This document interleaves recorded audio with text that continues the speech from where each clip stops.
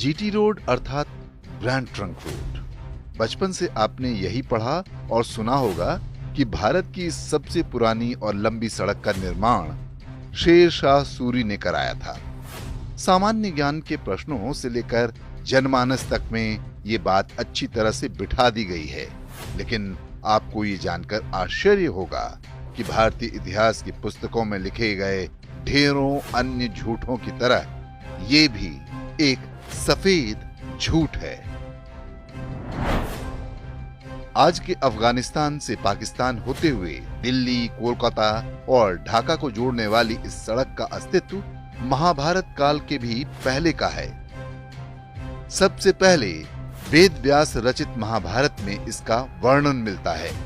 इसमें किरात, गंधार, कंबोज और यवन तक जाने के मार्ग की बात कही गई है। तब इसे उत्तर पथ कहा जाता था। मुगलों के आने तक यही नाम प्रचलित रहा। लगभग 2500 वर्ष पहले मौर्य काल के अभिलेखों में बार बार उत्तर पथ का वर्णन आया है। वहां इसे प्राचीन मार्ग कहा गया है। उस दौर में आए यूनानी यात्री मेगास्थनीज अपनी पुस्तक इंडिका में लिखते हैं कि पश्चिम को पूर्व से जोड़ने वाली ये सड़क व्यापार और आवागमन का सबसे बड़ा माध्यम है। तक्षशिला से पुरुषपुर, हस्तिनापुर, ताम्लक और पाटलिपुत्र इत्यादि नगर इससे आपस में जुड़े हैं। प्राचीन अभिलेखों के अनुसार उत्तर पथ अनेक सहायक मार्गों से उत्तर भारत के सभी बड़े नगरों को आपस में जोड़ता था। इसकी कई सहायक सड़कें सिल्क रूट के साथ जुड़ी हुई थीं, जिनसे पश्चिमी और उत्तरी क्षेत्रों के साथ व्यापार और सांस्कृतिक आदान प्रदान होता था।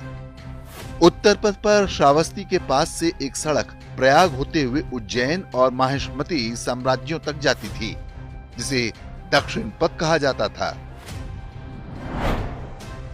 ऐसा माना जाता है कि सम्राट चंद्रगुप्त मौर्य के साम्राज्य के समय इस सड़क का पुनर्निर्माण कराया गया। सम्राट अशोक ने इसके दोनों ओर वृक्ष लगवाए और धर्मशालाओं का निर्माण कराया। अशोक के अधिकांश स्तंभ और अभिलेख इसी मार्ग पर पाए जाते हैं। यदि ये मार्ग नहीं होता तो ये अभिलेख यहाँ क्यों लगते? इसके अतिरिक्त चाणक्य द्वारा लिखित अर्थशास्त्र में भी उत्तर पथ का वर्णन एक व्यापारिक मार्ग के रूप में किया गया है। इसके अनुसार उत्तर पथ पर हर आधे कोस पर कुएं और विश्राम स्थल बनाए गए। बाद के राजाओं के अभिलेखों में भी उत्तर पथ का वर्णन मिलता है। इनमें कनिष्क साम्राज्य सबसे प्रमुख है, जिसका शासन उस क्षेत्र में था जहां पर आज अफगानिस्तान, पाकिस्तान और चीन के कुछ हिस्से आते हैं। इतिहास के साक्ष्यों के अनुसार 16वीं शताब्दी में शेर शाह सूरी ने काबुल से चटगांव तक जाने वाले उसी मार्ग के कुछ हिस्सों की मरम्मत कराई थी। तब इसे बादशाही सड़क, सड़क के आजम जैसे नामों से जाना जाता था। लेकिन क्या इतने मात्र से शेर शाह सूरी को पूरी सड़क का श्रेय मिल जाना चाहिए? शेर शाह सूरी बाबर की सेना में सेनापति था।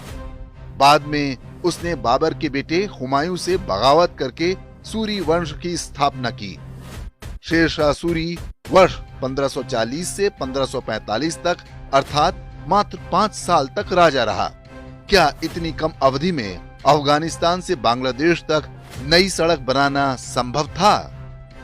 लगभग 2400 किलोमीटर लंबे इसी मार्ग में कई छोटी बड़ी नदियां और पथरीले क्षेत्र आते हैं। सत्य यही है कि पश्चिम से लेकर पूर्व तक पूरे उत्तर भारतीय भूभाग को जोड़ने वाले इस मार्ग का अस्तित्व बहुत पहले से था। महाभारत के बाद से इसका लिखित इतिहास भी उपलब्ध है।